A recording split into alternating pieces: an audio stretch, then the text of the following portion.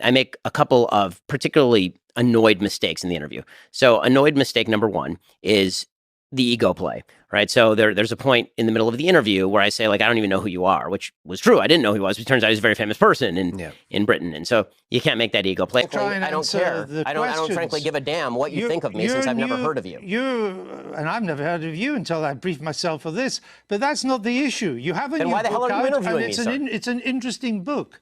But my point is, your book claims that it'd be nice if you would quote it from time to time. Your book is, well, actually, I've done so several times, and I'm about to do so again, if you would let me just finish the question. The other mistake was that I just don't watch enough British TV. So the way that interviews are done there are much more adversarial than American TV. In American TV, if somebody is adversarial with you, you assume that they're a member of the other side. That's typically how it is. And so I'm critiquing some of his questions at the beginning. And I thought that the critique of some of his questions is actually fair. He was asking me about abortion. And I thought he was asking it from a way of framing the question that wasn't accurate. And so I assumed that he was on the left, because, again, I'd never heard of him. And so, I mischaracterized him. And I apologize later for mischaracterizing him. My question to you. You purport to be an objective journalist. BBC purports to be an objective down-the-middle network. It obviously is not. It never has been. And you as a journalist are proceeding to call one side of the political aisle ignorant, barbaric, and sending us back to the dark ages. Why don't you just say that you're on the left? Is this so hard for you? Why can't you just be honest? Seriously, it's a serious question. Mr. Shapiro, if you only knew how ridiculous that statement is, you wouldn't have said it. Finally, go through the interview. It's 20 minutes. He just keeps going with the bad old tweets. And finally, I got up and I took off the microphone. I walked out. And immediately, I knew it was a mistake. Like within 30 seconds of the end of the interview, I knew it was a mistake. I'm not inclined to continue an interview with a person as badly motivated as you as an interviewer. So I think we're done here. I appreciate your time, sir. All right. Thank you so much. Thank you for your time and for showing that anger is not part of American political discourse. Give me a second then. Okay, so I'm not strawmanning you. So these are quotes that I've written down from your video. So one was, you said he killed 2 people with a gun because he killed people in a neighboring town, which is technically true in the same way that white people are becoming minority in the United States. But I wouldn't let a conservative get away with that latter statement because it's obvious what they're implying, same as the former of what you're implying. You're implying that he's like traveling to some community that has no ties to. And you said as much in this conversation that you're like, well, I don't know why he would go down there, right? Not everybody lives in New York City. Like a 20-mile away town might be a place that you have close ties to. Don't do that to me. I grew up in Worcester, Massachusetts. I've spent 15 years living in a rural area where my neighbors are cows. Then how is it so inconceivable that a town like then how is it so inconceivable? I know the majority of people I know own guns. Sure, but then I don't understand how it's so inconceivable that somebody might have like a town that they closely identify with like 15, 20 miles away. I'm from Nebraska. Like that's not uncommon.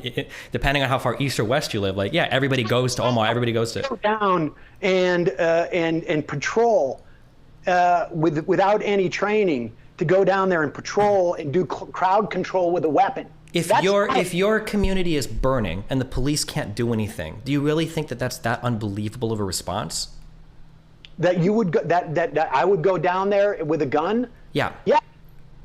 So for all of those people, then you would just say like, let it burn.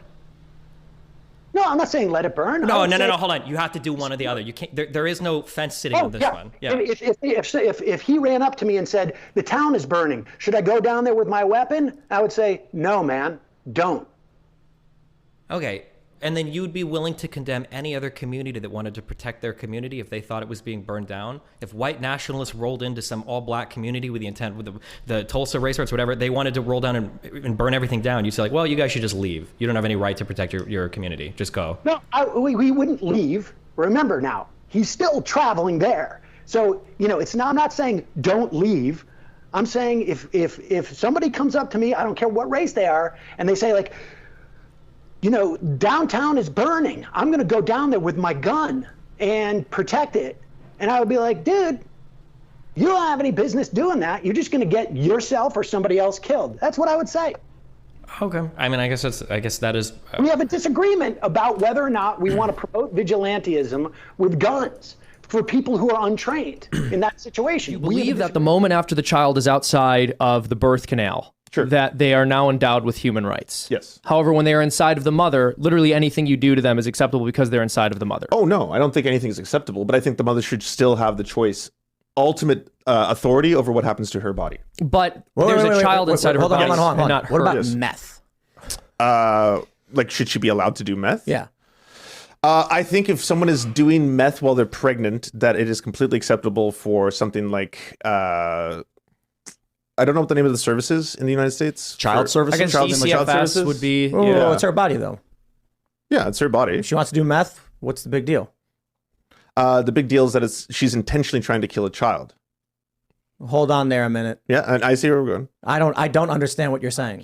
Can you make the concession that women's rights come fundamentally from men?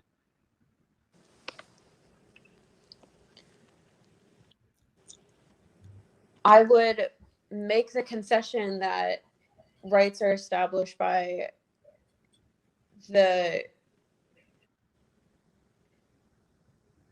government in the nation you live in, and then that the government is usually spearheaded by men. Yeah.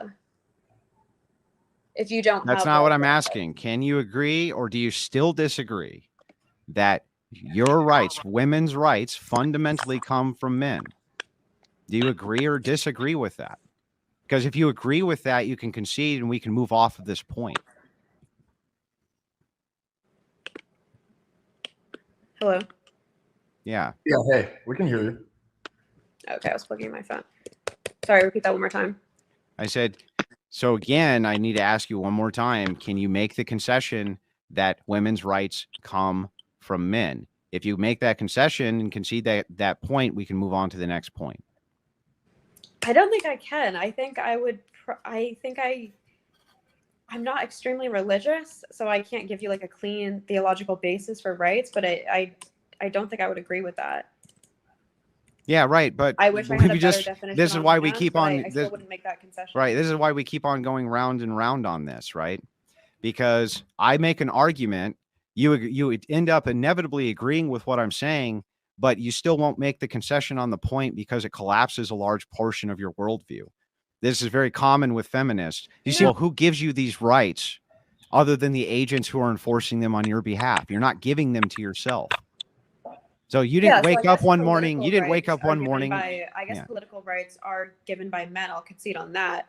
In terms of human rights, I guess I would have to probably research more and think about where I think human rights fundamentally come from.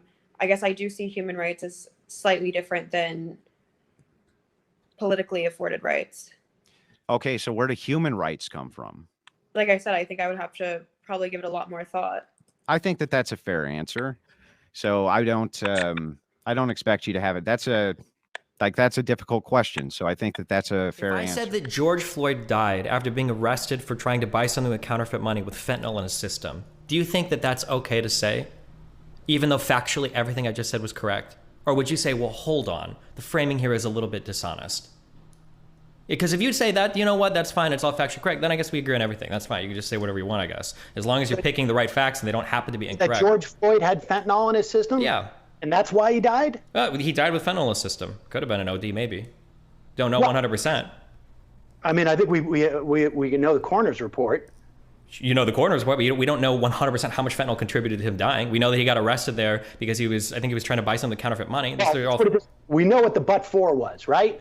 The but-for was the knee on his neck. But yes, he did have fentanyl in his system. I don't think that's a reason to die, to be killed.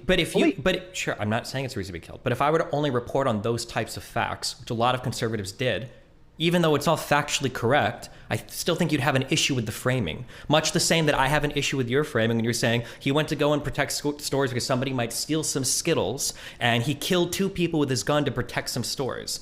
They weren't just Skittles that were on fire that night, and he didn't kill people protecting stores. He killed people that tried to kill him.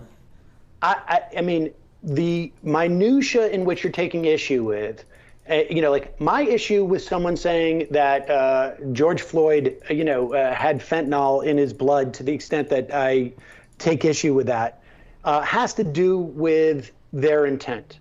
And their intent in that is to underplay the idea of police brutality and the way that black people are policed in this country.